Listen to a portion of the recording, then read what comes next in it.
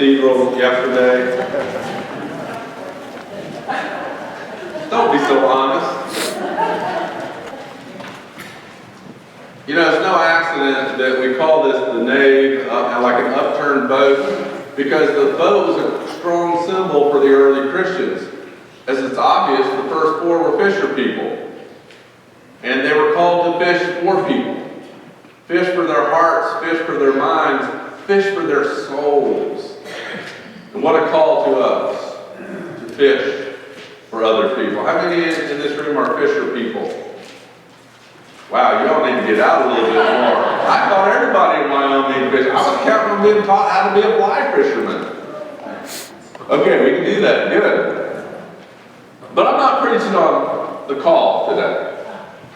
I'm preaching on 1 Corinthians because, you know, the good news is we read it in Paul. Paul said, I want you to all agree and be unified and live happily ever after.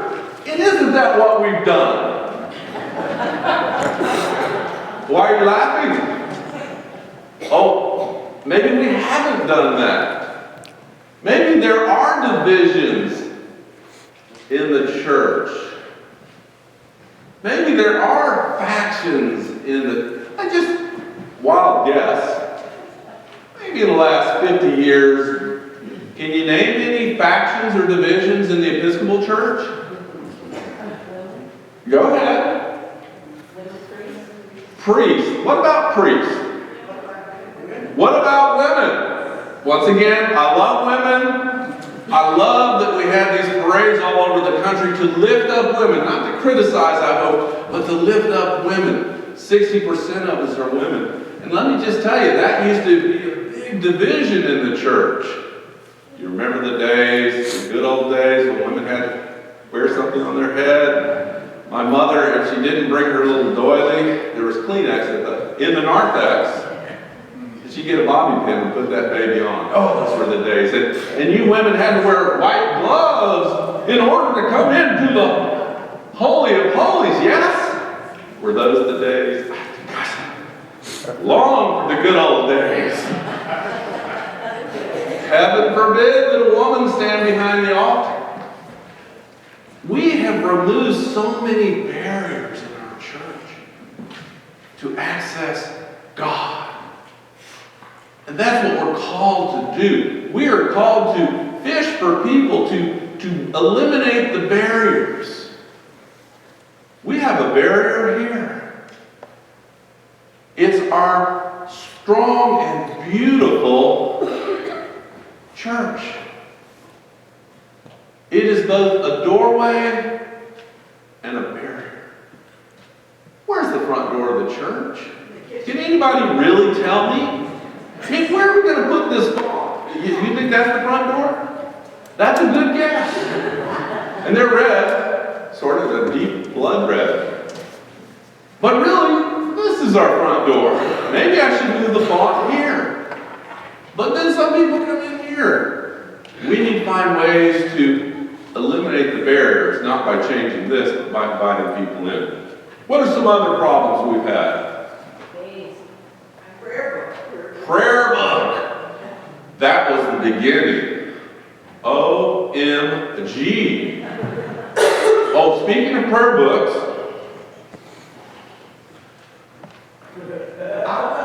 I have a few 100 of these that I would love to give away. If you know anybody who would like this Book of Common Prayer, there's some there, some in the parish hall, they'll be all over the place. And one nice thing about it, for people that are not used to the prayer book, it's got larger print and it's a little more reader friendly. Feel free to give these to friends if you like. The Book of Common Prayer is what we hold in common and what Episcopalians and Anglicans all over the world have held in common for generations. Now the problem is when you change that, which we did it in 1898, 1928, and 1979. You tap into the heart and soul of Episcopalians. This is what unifies us. And in fact, this is sort of our guide. What the prayer book is pretty much our beliefs. And as I've said many times, when an ex-Presbyterian joins our church, they make an appointment to see me, and the first thing they ask is, what do you believe? Well, we're a liturgical praying church. I say, come pray with us for 30 years and you'll understand. Any other divisions?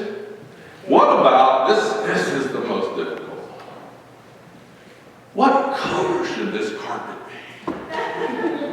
I can't tell you how many fights in churches around the world have been over what color this carpet should be.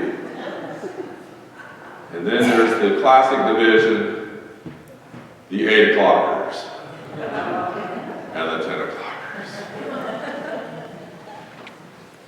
Should we have music? Should we not have music? What kind of music should we have? 8 o'clockers, though, are great. 8 o'clockers, now I'm being prejudiced here, but tell me if I'm right or wrong. 8 o'clockers don't need a record. They just want to chat. 8 o'clockers, oh, it's Char, I see that head nodding. 8 o'clockers can take care of themselves. A quiet, meditative service, and it's beautiful, by the way, and their spirituality is a beautiful thing. And what we have to learn to do is respect each other's spirituality. 8 o'clockers have no need to get to know the 10 o'clockers. They're happy unto themselves. It's the 10 o'clockers who want the 8 o'clockers to get to know the 10 o'clockers. Because the 10 o'clock service is the more extroverted service. With music and joy and lifting up. The joy of the Lord can be this, or it can be this. And our problem comes when we judge each other. When we label each other with judgment. Diversity is a beautiful thing. Paul addresses this at the beginning of his letter to Corinthians. And he gives us a solution, but we haven't followed the solution. And quite frankly, we will always have divisions. We will always have divisions. We have to learn how to appreciate those divisions, how to listen to one another, how to hear what is it that 8 o'clockers are looking for or 10 o'clockers are looking for. And one of the amazing things here, and I'm not aware of it happening very often except maybe during the summer, somehow you all managed to merge these two services and compromise and come to 9 o'clock. By the way, 9 o'clock is a very biblical time to have service. You remember what happened at Pentecost? What did Peter say when everybody thought the Episcopalians were drunk? It's only 9 o'clock in the morning. We don't get drunk till 5 o'clock somewhere. Wouldn't it be great on some level, not for the 8 o'clocker, sorry, that someone came into this church and thought we were drunk? That we were so moved by the Spirit and not by the spirits. We were so excited. We were so unabashedly fervorish for God that people thought we were drunk. That's not going to happen. But somehow we've got to find unity. Because these divisions, and our country is suffering from it now, these divisions do not unify. Now, one of the things I didn't say during the children's sermon, I'm going to test Trouty on this. Now, she knows the Bible, but let's just see how well she knows the church. Do you know the origin of the word for rood screen? That's R-O-O-D, rood screen? Yay! I finally got Trouty! 1 to 30. Cross. The rood screen, if you look at some older churches, you'll see this rood screen. It's usually made of wood or metal, and you'll see a crucifix above. Yes, above it. And a crucifix is a cross with Jesus on it, whether it's Christus Rex, where he's the king, or he's suffering and dying, and it's usually the crucifix. In the Episcopal Church, we have both an empty cross, which is more Protestant, and we also have crucifixes, which is more Catholic. We're both in. But this rude screening is where Paul draws the line. Don't you love Paul? You know he didn't have a computer because he says in this letter, this is too expensive to erase anything. I'm so glad I didn't baptize any of you all. His secretary sitting there saying, well, what about Sylvanus? And except for Sylvanus and Crispus or whoever. And then his editor says, but also you also know. And then he puts in parentheses, oh yeah, I did baptize so-and-so. But anybody else I can't remember. Disclaimer!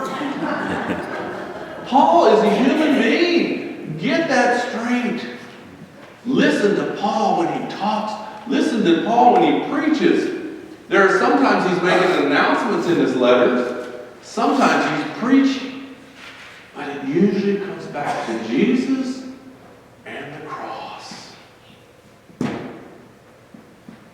If you think about how often male preachers have used the words of Paul to keep women in their place. Have we ever heard a preacher do that? Why haven't we listened to him? But that's another story. What the male preachers leave out is the energy that Paul puts into what the men need to do. What the men need to do. I've never heard a preacher preach what the men should do. Men, love your wives like you love your own body. Lay down your lives for him like Christ did for the church. If you listen to the words from a wedding, it lifts up Christ. Paul is lifting up Christ when he talks about men and women, and his energy shifts. Men, love women like Christ loves the church, please. And if you do that, they'll be serving behind the altar. They serve the church. It has to do with Jesus. We need unabashed fervor for Jesus.